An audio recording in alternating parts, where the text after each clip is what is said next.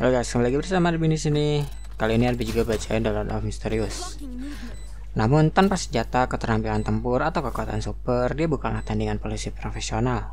Terlebih lagi beberapa bawahan dan berdiri dalam kegelapan di luar. Begitu mereka menarik senjatanya dan menembakku, tamatlah aku. Aku akan mengambil langkah demi langkah. Kalian meninggalkan catatan itu, mengambil kuncinya, dan mengikuti Dan keluar ruangan. Di sepanjang lorong yang gelap, 4 polisi berseragam kotak-kotak hitam putih berpasangan dan menjaga mereka di kedua sisi. Mereka sangat waspada. Kalian mengikuti Dan saat mereka menuruni tangga kayu yang sesekali berdiri sebagai bentuk protes. Di luar apartemen ada kereta roda 4. Terdapat lambang polisi, 2 pedang bersilang, dan sebuah mahkota. Lingkungan mereka ramai dengan kebisingan seperti biasanya. Ayo naik, dan memberi isyarat agar kalian pergi duluan. Kalian baru saja hendak melangkah maju ketika seorang penjual tiram tiba-tiba menangkap seorang pelanggan dan menyatakan bahwa dia adalah seorang pencuri.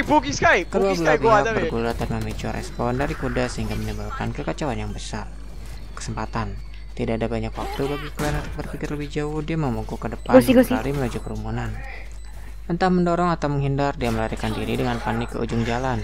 Saat ini, agar tidak bertemu dengan sang ahli, dia hanya bisa melanjutkan dengan pergi ke dermaga di luar kota. Naik perahu, menyusuri sungai Sok, dan melarikan diri ke ibu kota. Baiklah, populasi di sana lebih tinggi, sehingga lebih mudah untuk bersembunyi. Tentu saja, dia juga bisa naik kereta uap, pergi ke timur menuju pelabuhan Anma terdekat dan mengambil jalur laut ke Paris, lalu menuju Baiklan. Tidak lama kemudian, kalian tiba di sebuah jalan dan berbelok ke Iron Cross Street. Ada beberapa gerbong yang bisa disewa. Ke dermaga di luar kota, kalian mengulurkan tangannya dan melompat ke salah satu gerbong. Dia telah memikirkan semuanya dengan jelas. Pertama, dia harus menyesatkan polisi yang mengejarnya. Begitu kereta berada pada jarak yang cukup dari mereka, dia akan langsung melompat. Baiklah, pengemudi kereta menarik kendali. Kereta meninggalkan Iron Cross Street. Saat kalian hendak melompat dari kereta, dia menyadari bahwa kereta itu telah berbelok ke jalan lain. Itu tidak mengarah keluar kota. Kemana kamu pergi? Kalian disuruh dalam keadaan lulus saat tempat lodge. Jawab pengemudi kereta dengan monoton. Apa? Kalian kehilangan kata-kata. Pengemudi kereta berbalik memperlihatkan mata abu-abunya yang dingin. Itu adalah Smith, polisi bermata abu-abu. Oh my, kalian bilang segalanya tiba-tiba menjadi kabur seluruh dunia berputar di sekelilingnya saat dia langsung duduk.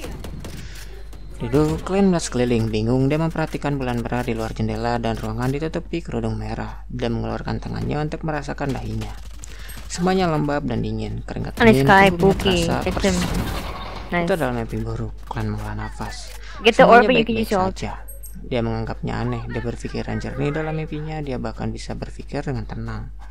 Setelah menenangkan diri, kalian melihat televisi sakunya. Saat itu baru pukul 2 pagi. Dia bangkit dari tempat tidur dengan tenang dan berencana menuju ke kamar kecil di mana dia bisa mencuci muka dan mengosongkan kandang kemihnya yang membesar. Dia membuka pintu dan berjalan menyusuri koridor yang gelap. Di bawah sinar bulan yang redup, dia berjalan ringan menuju kamar mandi. Tiba-tiba, dia melihat siluet di luar jendela di ujung koridor. Siluet itu mengenakan jas hujan hitam yang lebih pendek dari mantel, tapi lebih panjang dari jaket. Siluet itu sebagian tersambarkan dalam kegelapan bermandikan cahaya bulan merah. Siluet itu berbalik perlahan, matanya dalam, abu-abu dan dingin.